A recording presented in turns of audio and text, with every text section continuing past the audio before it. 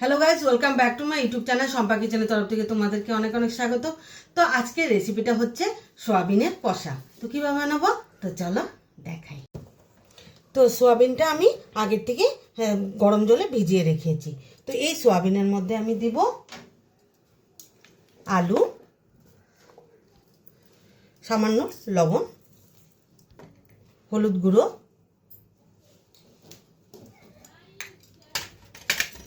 জিরের গুঁড়ো, ধনের গুঁড়ো, কাশ্মীরি লঙ্কার গুঁড়ো, গোলমরিচের গুঁড়ো। তো ভালোভাবে মেখে টেকে নেব।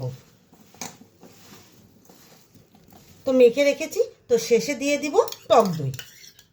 টক দই দিয়ে আবার ভালোভাবে মেখে নেব। তো ভালোভাবে আবার মেখে নিই। তো ভালোভাবে মেখে নিয়েছি। এখন সাইডে রেখে দেব। ফ্রাই প্যানটা বসিয়ে দিয়েছি। তো দিয়ে দিব এখানে রিফাইন তেল।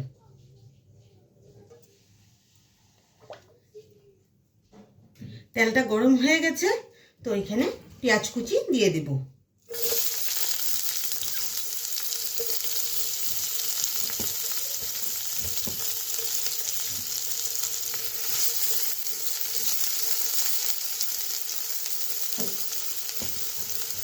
তো দিয়ে দিব আদা, রসুন, কাঁচা লঙ্কা,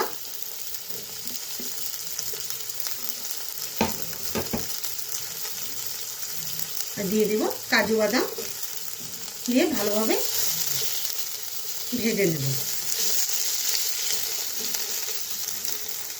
তো এখন দিয়ে দিব টমেটো।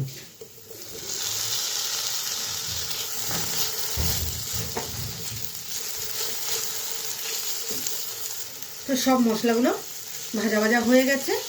তো এটাকে ঠান্ডা করে পেস্ট করে নেব। কড়াইটা বসিয়ে দিয়েছি। তো দিয়ে দিব রিফাইন তেল।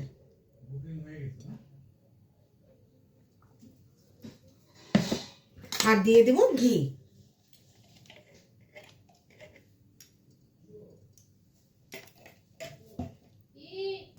তেলটা গরম হয়ে গেছে।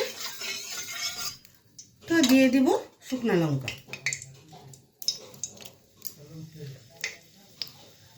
আর দিয়ে দিব গোটা জিরা।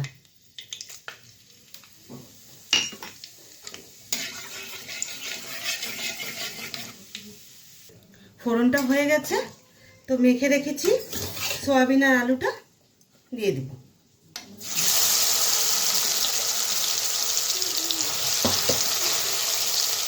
তো ভালোভাবে নেড়ে চেড়ে নিই।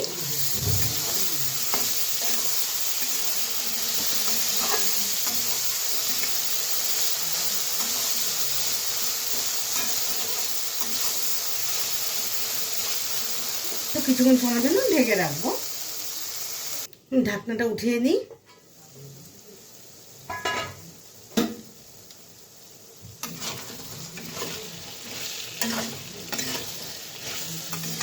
তো মশলাটা একটু ভালো মতো কষে গেছে।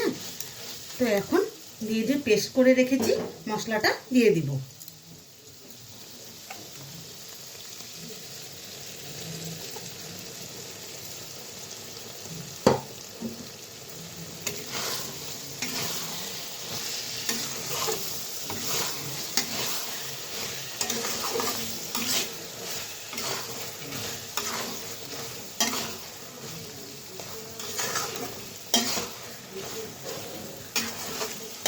তো আবারও ঢেকে রাখবো।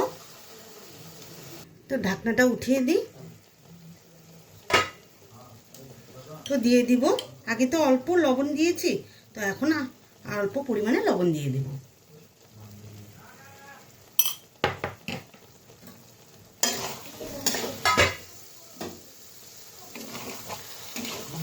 তো সয়াবিনটা আমার কষে গেছে। তো পরিমাণ মতো জল দিয়ে দিব।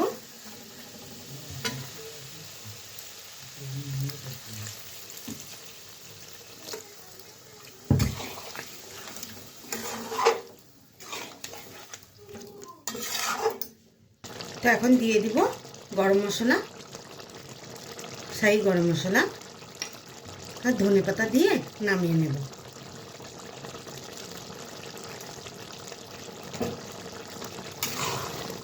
তাহলে নামিয়ে নিই।